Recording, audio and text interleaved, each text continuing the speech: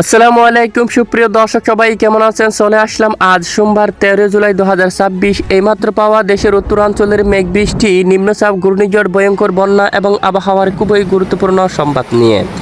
ইতিমধ্যে দেশের উত্তরাঞ্চলে প্রবল আকারে সক্রিয় হয়ে উঠেছে মেঘ বৃষ্টি। রংপুর বিভাগের জেলায় জেলায় এবং ময়মনসিংহ বিভাগের অধিকাংশ এলাকায় মাঝারি থেকে ভারী বৃষ্টিপাত নিয়ে দুঃসংবাদ জারি করল আবহাওয়া অধিদপ্তর।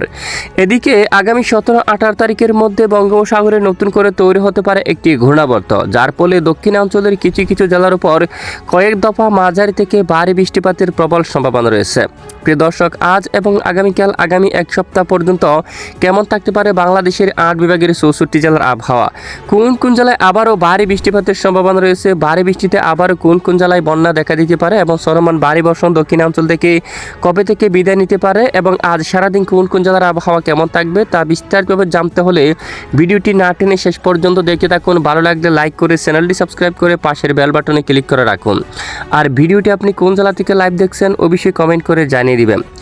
এই মুহূর্তে সরাসরি মেঘমালা উপগ্রহ রাডার স্যাটেলাইট ইমেজের উপর দেখা যাচ্ছে দেশের উত্তরাঞ্চলে এই মুহূর্তে সক্রিয় হয়ে উঠেছে মেঘবৃষ্টি। গতকালের আপডেটে আমরা জানিয়েছিলাম উত্তরের বেশ কিছু এলাকায় মাঝারি থেকে ভারী বৃষ্টিপাত শুরু হয়ে গেছে। বর্তমান রংপুর বিভাগের অধিকাংশ এলাকায়, ময়মনসিংহ এবং রাজশাহী বিভাগের উত্তরাঞ্চলে ব্যাপক আকারে বজ্রবাহী মেঘ তৈরি হয়ে মাঝারি থেকে ভারী বৃষ্টিপাত হতে দেখা যাচ্ছে। এবং দেখুন, পশ্চিমবঙ্গ সহ উত্তরাঞ্চলের জেলায় জেলায় মাঝারি থেকে ভারী বৃষ্টিপাত শুরু হয়ে গেছে। দক্ষিণাঞ্চল, এদিকে বিশেষ করে খুলনা, বরিশাল ও চট্টগ্রাম বিভাগের বেশ কিছু এলাকায় আকাশ আংশিক মেঘলা নিয়ে পরিষ্কার রয়েছে। তবে কিছু কিছু এলাকায় বিক্ষিপ্ত আকারে বজ্রসহ বৃষ্টিপাত হওয়ার সম্ভাবনা থাকবে। তবে গতকালের তুলনায় আজ দক্ষিণাঞ্চল থেকে বৃষ্টির মাত্রা একেবারে অনেকটাই কমে গেছে, যার কথা আমরা গতকালে আপনাদেরকে জানিয়েছিলাম। তবে সাগরের দিকে কিছুটা মাঝারি থেকে ভারী বৃষ্টিপাত হতে পারে।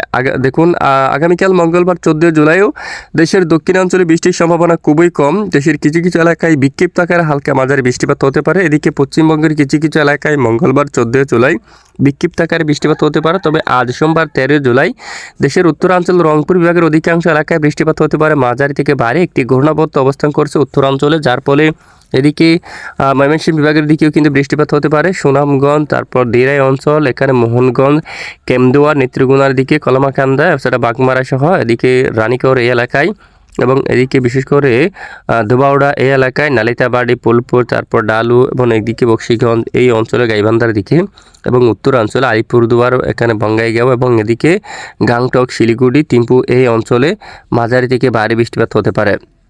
এবং এই ঘূর্ণাবর্তর হাত ধরে এখানে ভারী বৃষ্টি হতে পারে। ভারী বৃষ্টিতে জলবদ্ধতা তৈরি হতে পারে উত্তরাঞ্চলের বেশ কিছু জেলায় জেলায়। আর এদিকে যদি আমরা একটু দেখি, ঢাকা সহ দক্ষিণাঞ্চলের আকাশ আংশিক মেঘলা সহ পরিষ্কার থাকতে পারে। তুলনামূলক বৃষ্টির সম্ভাবনা অনেকটাই কম। দু এক অঞ্চলে হঠাৎ করে বিক্ষিপ্ত বৃষ্টিপাত হতে পারে, যা স্থায়ী মাত্র কয়েক মিনিটের জন্য। এরপরে আবহাওয়ার পরিস্থিতি স্বাভাবিক আকারে ফিরে আসবে।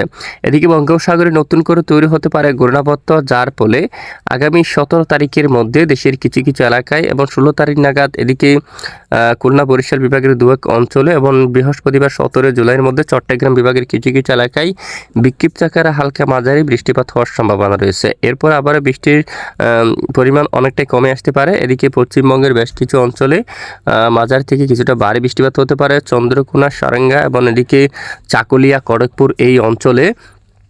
এবং এরপরে শনিবার 18 জুলাইয়ের মধ্যে এদিকে কিছুটা পটুয়াখালী, কলাবেড়াচর এই অঞ্চলে, বরিশাল, ভোলা, তারপরে হচ্ছে চরযমুনা, কুয়াকাটা, বরগুনা, নেত্রকোনা এই এলাকায়, মংলা, তারপর হাতিয়াদ্বীপ এই অঞ্চলে কিছুটা বৃষ্টিপাত হওয়ার সম্ভাবনা দেখা যাচ্ছে। এরপরে শনিবার 18 জুলাইয়ের মধ্যে যদি দেখি, শুধু দু এক এলাকায় বিক্ষিপ্ত আকারে বৃষ্টিপাত হতে পারে চট্টগ্রাম বিভাগের কিছু কিছু এলাকায়। এরপরে আবহাওয়ার পরিস্থিতি স্বাভাবিক আকারে ফিরে আসার সম্ভাবনা রয়েছে।